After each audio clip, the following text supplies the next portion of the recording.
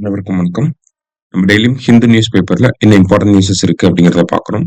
So இன்னைக்கு என்ன newses இருக்கு அப்படிங்கிறத பார்ப்போம். ஃபர்ஸ்ட் பார்த்தீங்க அப்படின்னா, Tamil Nadu's mangrove cover grows to 9,039 hectare in 2024 has high carbon stocks அப்படின்னு சொல்லி கொடுத்துருக்காங்க. சரியா?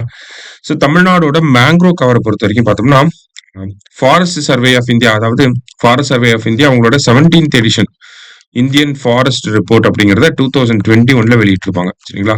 அதன்படி பாக்குறப்ப தமிழ்நாட்டோட இந்த மேங்க்ரோவ் கவரேஜ் அப்படிங்கிறது 4,500 ஹெக்டேர்ஸா இருந்துச்சு. சரிங்களா? எப்போனா 2021ல வந்த 17th இந்தியா ஃபாரஸ்ட் ரிப்போர்ட்ல நமக்கு தமிழ்நாட்டோட மேங்க்ரோவ் கவரேஜ் அப்படிங்கிறது 4,500 ஹெக்டேர்ஸா இருந்துச்சு. இப்போ 2024 அரௌண்ட் 4 இயர்ஸ்ல பார்த்தோம்னா இது டபுள் த டைம் இன்க்ரீஸ் ஆயிருக்கு. ஓகேங்களா? அப்ப டபுள் த டைம் இன்க்ரீஸ் ஆயிருக்கு. இப்போ எவ்வளவு இருக்கு? 9,039 ஹெக்டேர்ஸ் வந்து இருக்கு அப்படிங்கறத சொல்லியிருக்காங்க. ஸோ மேங்க்ரோவ் கவரேஜ் இன்க்ரீஸ் ஆனதுனால நமக்கு என்ன இருக்கு? கார்பன் ஸ்டாக் அப்படிங்கிறதுமே இன்க்ரீஸ் ஆயிருக்கு. கார்பன் ஸ்டாக் இன்க்ரீஸ் ஆனா என்ன ஒரு நன்மை அப்படின்னு பாத்தீங்கன்னா, நமக்கு இந்த மேங்க்ரோவ்ஸ்னால என்ன பண்ண முடியும்? அதிகமான கார்பனை வந்து அட்மாஸ்பியர்ல இருந்து அப்சர்வ் பண்ணி அந்த மேங்க்ரோவ்ஸ்குள்ள ஸ்டோர் பண்ணி வச்சுக்கும். சரிங்களா? கார்பன் அப்சார்ப்ஷன் ஃப்ரம் அட்மாஸ்பியர் அப்படின்னு சொல்லுவாங்க. சரியா? அட்மாஸ்பியர்ல இருக்கக்கூடிய கார்பனை உறிஞ்சுவது அப்படிங்கிறது ரொம்ப அதிகமாயிரும். சரிங்களா? சோ அப்ப நமக்கு மேங்க்ரோவ் கவரேஜ் இன்க்ரீஸ் பண்றதுனால என்ன ஆகுது? கார்பனை வந்து நம்மளால கம்மி பண்ண முடியுது. அட்மாஸ்பியர்ல இருக்கக்கூடிய கார்பனை நம்மளால கம்மி பண்ண முடியுது. அப்ப அது ஒரு முக்கியமான விஷயமா இருக்கு. சரி, இந்த டேட்டாவை யார் சொல்லியிருக்கா? 9,039 இருக்கு அப்படிங்கறத பார்த்துட்டோம். இதை யார் சொல்லியிருக்காங்க அப்படின்னு பார்த்தோம்னா, centre for climate change and disaster management. ஓகேங்களா? Centre for climate change and disaster management எங்க இருந்து செயல்படுறாங்க அப்படின்னா, அண்ணா யூனிவர்சிட்டில இருந்து செயல்படுறாங்க. சமீபத்தில் 2A எக்ஸாம்ல கூட இந்த ITNT கப் எங்க இருந்து செயல்படுது அப்படிங்கறத கேள்வி கேட்டிருந்தாங்க. ஓகேவா? கரெக்டா? ITNT கப் எங்க இருந்து செயல்படுது அப்படிங்கறத கேட்டிருந்தாங்க. அந்த ஒரு பாயிண்ட் ஆஃப் வியூல அதே மாதிரி இதையும் நோட் பண்ணி வச்சுக்கோங்க.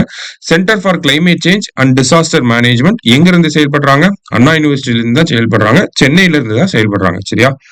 இவங்க ஒரு ரிப்போர்ட் ரிலீஸ் பண்ணிருக்காங்க. அந்த ரிப்போர்ட்டோட பேர் என்ன அப்படின்னு பாத்தீங்கன்னா, blue carbon monitoring for mangroves of Tamil Nadu அப்படிங்கிறதா. சரிங்களா? Blue carbon monitoring for mangroves of Tamil Nadu அப்படிங்கிற இந்த ரிப்போர்ட்டை ரிலீஸ் பண்ணிருக்காங்க. Blue carbon monitoring for mangroves of Tamil Nadu.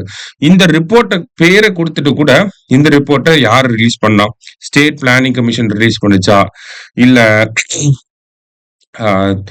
I mean வேற யாராவது Tamil Nadu green climate mission release பண்ணாங்களா? இல்ல தமிழ்நாடு கிளைமேட் சேஞ்ச் சமிட்ல ரிலீஸ் பண்ணாங்களா? இல்ல centre for climate change and disaster management release பண்ணாங்களா? இந்த மாதிரி கூட நமக்கு ஆப்ஷன் வச்சு கன்ஃபியூஸ் பண்ணலாம். சரியா? இப்ப blue carbon monitoring for mangroves of Tamil Nadu அப்படிங்கிற இந்த ரிப்போர்ட் ரிலீஸ் பண்ணது centre for climate change and disaster management.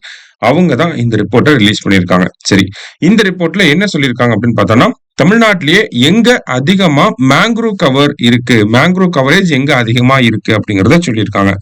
அந்த வகையில தமிழ்நாட்டிலேயே எங்க அதிகமா மேங்க்ரோவ் கவரேஜ் இருக்கு அப்படின்னு பார்த்தோம்னா, திருவாரூர் மாவட்டத்துலதான் அதிகமா இருக்கு. சரிங்களா? திருவாரூர் மாவட்டத்துலதான் தமிழ்நாட்டிலேயே அதிகமான லார்ஜஸ்ட் மேங்க்ரோவ் கவரேஜ் வந்து இருக்கு. திருவாரூருக்கு அடுத்தபடியா பார்த்தோம்னா தஞ்சாவூர் மாவட்டத்துல அதிகமா மேங்க்ரோவ் கவரேஜ் இருக்கு. ஓகேங்களா? இன் டேர்ம்ஸ் ஆஃப் ஏரியா, ஓகேங்களா, லார்ஜஸ்ட் மேங்க்ரோவ் ஏரியா. ஓகேவா? ஏரியா வைஸ் பாக்குறப்ப 2,142 ஹெக்டேர்ஸ் அளவுக்கு இருக்கு. அடுத்தது தஞ்சாவூர். தஞ்சாவூருக்கு அடுத்தபடியா தான் நமக்கு கடலூர், நாகப்பட்டினம், ராமநாதபுரம் இந்த மாதிரியான பகுதிகள்லாம் வர ஆரம்பிக்குது. சரிங்களா? இது எல்லாமே ஏரியா வைஸ் கொடுத்துருக்காங்கப்பா. சரியா? அடுத்ததா பாத்தீங்கன்னா, இந்த ரிப்போர்ட்ல முக்கியமா ஒரு விஷயத்த சொல்லியிருப்பாங்க. என்ன சொல்லியிருக்காங்க அப்படின்னு பார்த்தோம்னா, the report highlighted the presence of highly invasive Prosopis juliflora அப்படிங்கறத சொல்லியிருக்காங்க. ஓகேவா? சோ இதுல இருந்து நல்லாவே கொஸ்டின் எடுக்கலாம். எப்படி அப்படின்னு பார்த்தோம்னா, நம்மளோட மேங்க்ரோவ்ஸ் இருக்கு இல்லையா? இந்த மேங்க்ரோவ்ஸை அச்சுறுத்தக்கூடிய இன்வேசிவ் ஸ்பீசிஸ் எது அப்படின்னு சொல்லி கேட்கலாம். சரிங்களா? அப்படி கேட்டாங்க அப்படின்னா அந்த ப்ரோசோபிஸ் ஜூலிஃப்ளோரா அப்படிங்கறத நமக்கு தெரிஞ்சிருக்கும். ப்ரோசோபிஸ் ஜூலிஃப்ளோரானா ஒண்ணும் இல்ல, நமக்கு இந்த முள்ளு செடி எல்லாம் இருக்கும் இல்லையா? சீமை கருவேல மரங்கள் அப்படின்னு சொல்லுவாங்க தமிழ்ல. கரெக்டா? சோ இந்த முள்ளு செடியை தான் ப்ரோசோபிஸ் ஜூலிஃப்ளோரா அப்படின்னு சொல்றாங்க. ஓகேவா? சயின்டிபிக் நேம் கொடுத்து கன்ஃபியூஸ் பண்ணிருக்காங்க, வேற ஒண்ணும் இல்ல.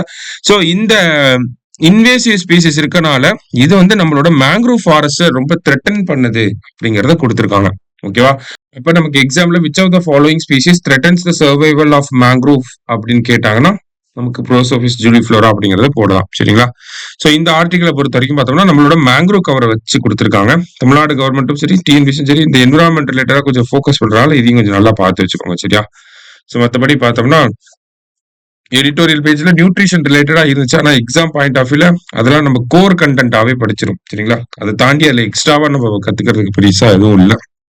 கோர் சப்ஜெக்ட்டா படிக்கிறப்பயே சோசியோ எக்கனாமிக் இஷ்யூஸ்ல அதெல்லாம் படிச்சிரும். சரியா?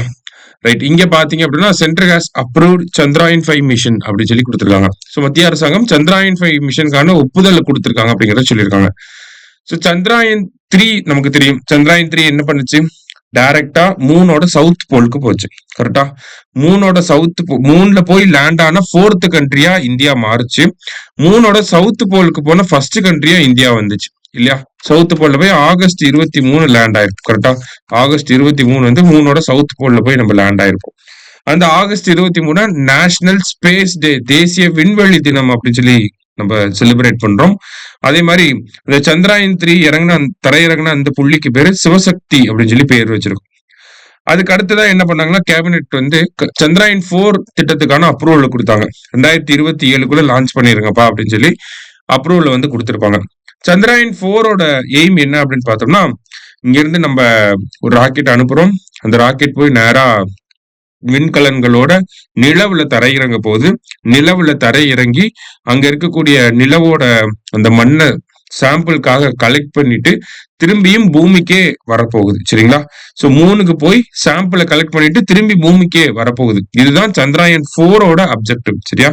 சோ இதுக்கு வந்து நமக்கு அப்ரூவல் கிடைச்சிருக்கு. 2027க்குள்ள இதை பண்ணி முடிக்கணும் அப்படிங்கிறது.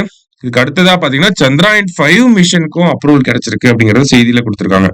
சோ இந்த சந்திராயன் 5 என்ன பண்ணும் அப்படின்னு பார்த்தோம்னா, பிரக்யான் அப்படிங்கிற ரோவர் நம்ம சந்திராயன் 3ல அனுப்பியிருப்போம். அதனுடைய வெயிட் பார்த்தோம்னா 25 கிலோ தான். ஆனா சந்திராயன் 5ல பாத்தீங்கன்னா 250 கிலோ வெயிட் இருக்கக்கூடிய ஒரு ரோவர், ஓகேங்களா? ஒரு ரோவரை வந்து நம்ம அனுப்ப போறோம். இந்த ரோவர் என்ன பண்ணும்னா மூனோட சர்ஃபேஸ ஸ்டடி பண்ணும் அப்படிங்கறத சொல்லியிருக்காங்க. சோ மூனோட சர்ஃபேஸ லாங் டேர்மா ஸ்டடி பண்றதுக்காக தான் இவ்வளவு வெயிட் உள்ள ஒரு ரோவரை நம்ம அனுப்ப போறோம். சரிங்களா? சோ இன்னைக்கு செய்தித்தாள்ல இருந்து முக்கியமான செய்திகளை பார்த்திருக்கோம். நன்றி.